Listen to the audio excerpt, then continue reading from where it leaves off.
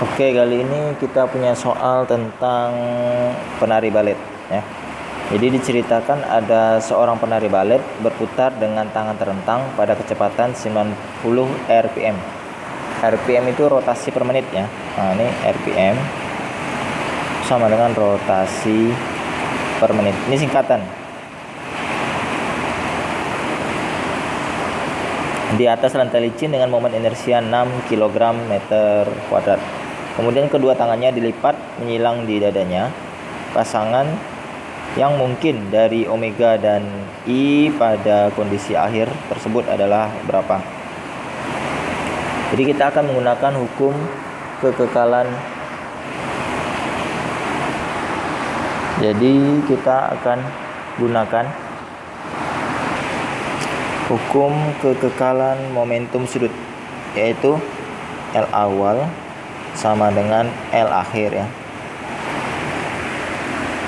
Itu nanti rumusnya adalah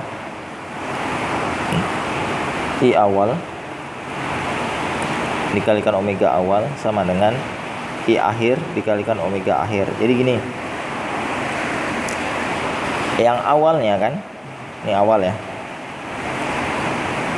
I-nya sama dengan 6 kg meter kuadrat, kemudian omeganya sama dengan 90 rpm. Bagaimana dengan akhirnya? Nah, intinya mereka sama perkaliannya. Jadi nanti kita akan coba satu-satu. Tapi perlu diingat, ketika kedua tangan dilipat nih, momentum sudutnya itu semakin kecil. Kecepatan sudutnya itu semakin besar dan momen inersianya semakin kecil. Nah, jadi gini, saya kasih keterangan lagi ya. I awalnya kan tadi 6,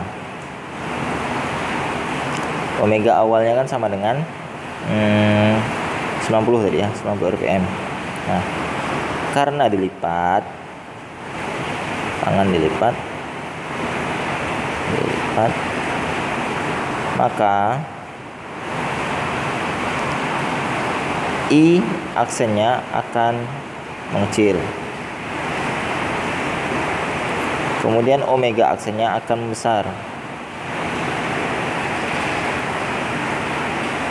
Jadi kalau kalian pernah lihat penari balet, kalau dia tangannya semakin rapat, putarannya itu nanti semakin laju dia.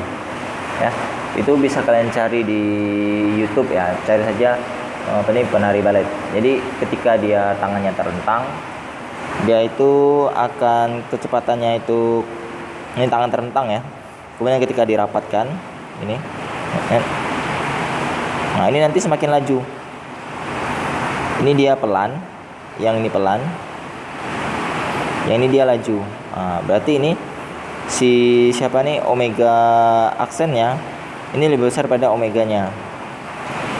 Kecepatan putarannya itu lebih besar pada kecepatan putaran awalnya, kecepatan putaran akhirnya. Dia lebih laju ketika dia tangannya itu dirapatkan.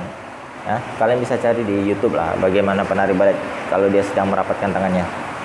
Oke, kita tadi kan punya rumus I awal ya kan. I awal dikali dengan omega awal itu kan sama dengan I akhir kali omega akhir. Jadi kita harus hitung dulu I awal kali dengan omega awalnya itu berapa nilainya. Ini konsepnya ya, ini penting nih. Berarti kalau kita hitung L-nya sama dengan I kali omega, berarti 6 kali 90, berarti sama dengan 654 ya, 540 kilogram meter kuadrat per sekon ya. Nah, oke, jadi di antara pilihan ini ya kan, A, B, C, D, E, yang tidak mungkin itu yang A. A tidak mungkin. Karena nilai dari omeganya itu harus lebih besar pada omega awalnya. Kan omega akhirnya itu harus lebih besar pada omega awalnya.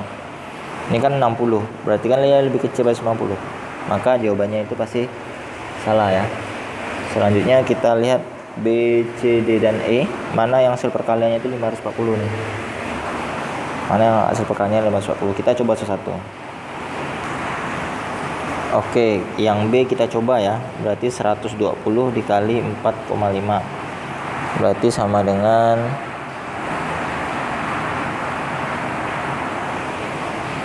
540. Oh, berarti ini jawabannya nih. Kalau yang nomor 2 ini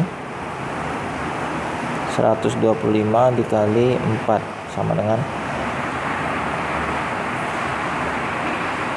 500. Yang ini 140 kali 3,5.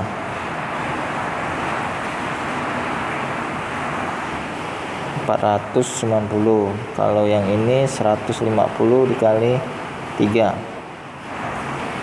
450 ya. Ya. Oh ya, ini salah satuan nih saya nih.